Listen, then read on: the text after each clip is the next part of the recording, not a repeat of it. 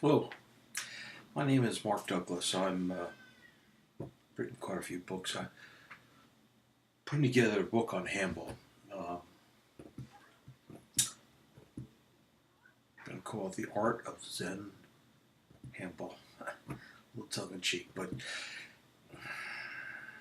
there's been I've been fortunate in my life. My priorities have always been my family, uh, my dog, my friends. But hobbies, I've handball, body surfing, and writing. I love writing. Uh, Handball is something I've participated in for 45 years. It is, without doubt, an addiction for me. Uh, I've played 2 to 3 times a week for as long as I can remember, and it has gotten me through good times and bad. Uh, I think of handball, the sport, as much more than a game. I mean, all sports are games, but when you get down to it, it's a game is a game until you pour yourself into it. And then, it is what you make of it. And handball is the attraction of handball to me is that it's very complex. Takes you never stop learning the game. It's symmetrical workout. You use your right side as well as your left. You're not using a bat or a racket to power the ball. You're using your body. Uh, Mentally, it's a game that you have to anticipate where the ball is going to go. You have to extrapolate the angles, the spin, speed, where your opponent is or is going to be, and it just becomes a poetic thing for me. It's I like to refer to handball when it's done properly as dancing with the ball.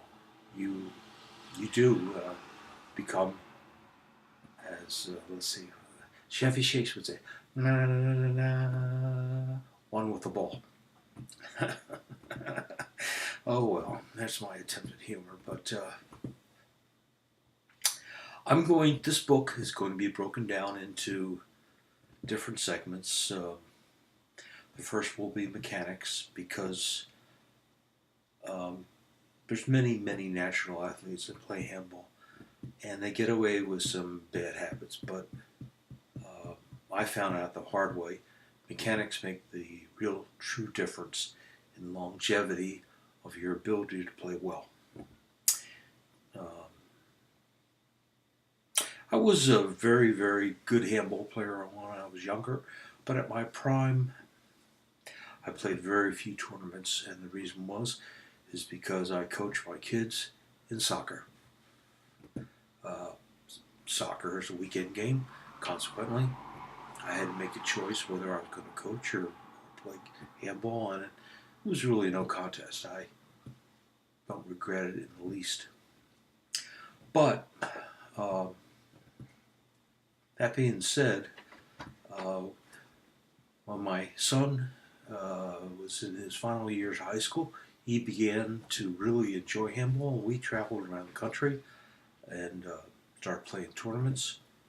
Went up to Canada when he was 16, I was 50, and we won the Canadian National Peace together. That was just enormous fun uh, to win it with my son.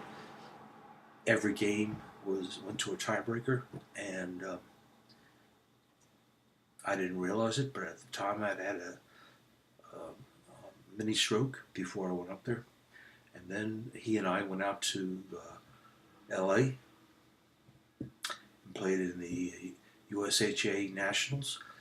I was in my age group, he was in his age group with the juniors, and we were going to play the B doubles together. I played very well until I had a massive stroke. And that's where and why I had to relearn the game. And in relearning the game, I had to figure out where my feet should be, my hips, how to stroke the ball properly, um, where to be, where to anticipate, how to serve, how to return serve, where I should stand to return serve, where I should stand to serve. All the little tiny minutiae that go into the mechanics and make a great deal of difference in the consistency of your play, especially, after something like a stroke. Uh, there are many players at the club level that get hot and cold. When they're hot, they're phenomenal. When they're cold, they are horrible. But your mechanics will take the variable out of that and make it a more consistent performance. And I think that's really what you're striving for.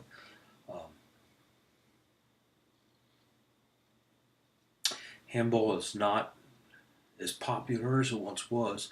When I was first playing in the end of the 60s, 70s, and 80s, it was really, really very popular. But the best players during that time refused to teach younger players. They didn't want to be bothered playing with those who were not as good as they were.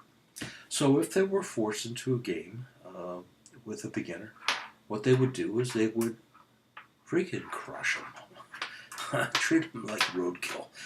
And consequently, because of those dinosaurs that played the game back then, we lost 2, possibly 3 generations of handball players, because who in their right mind wants to be crushed and embarrassed and come back and get some more?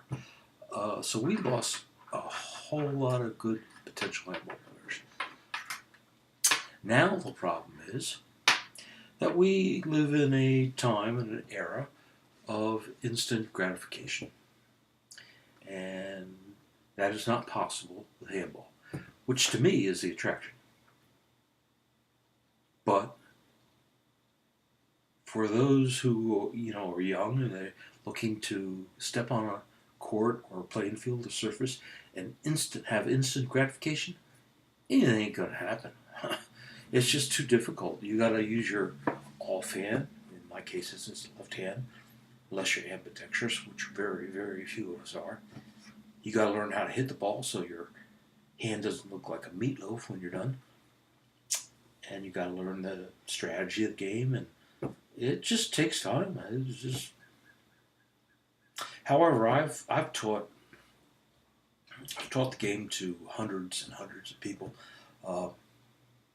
and I will say this: those that can stick with the game for 6 to 8 weeks, playing twice a week, if they get to that point, you will be addicted for life.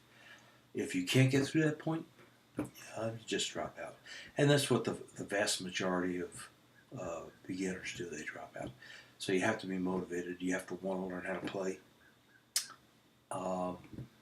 You have to be looking for something more than a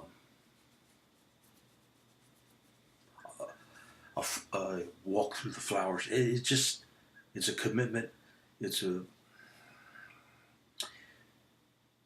is such a unique workout of body, mind, and soul, if you will.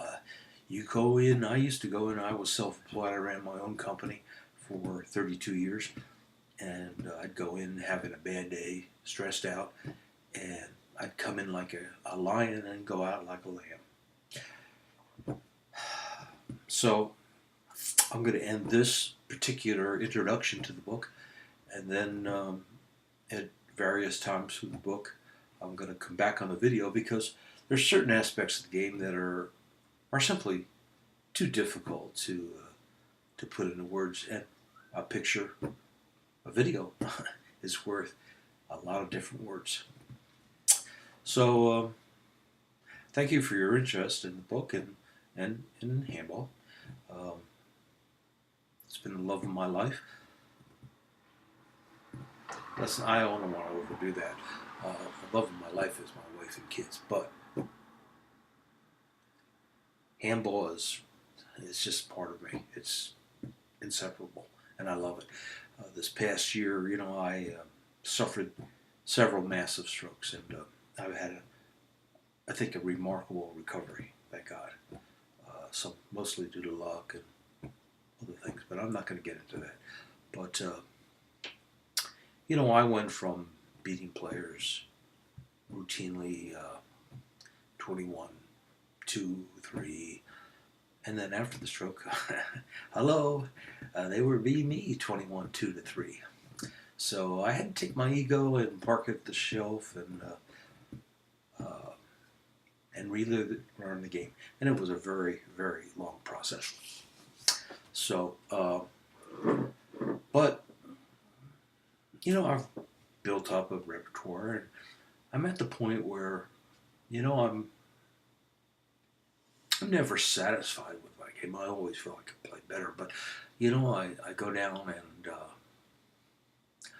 especially on good days, I feel like, yeah, boy, that felt good.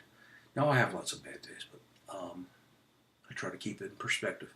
However, early last year, I just hit a rough spot, and I tried to quit. Tried to quit playing 3 times. Guess what?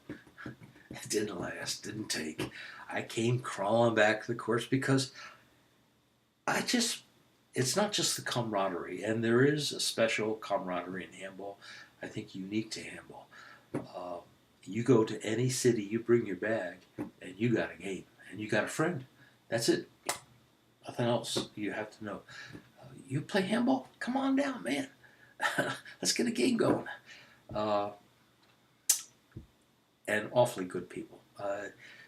It's just been a wonderful thing to meet people all over North America, Canada, Ireland, out on the West Coast, East Coast, New York, Chicago, Texas. It's just been wonderful. So, buttons on your underwear. We're going to wrap it up again, and I wish you a good day.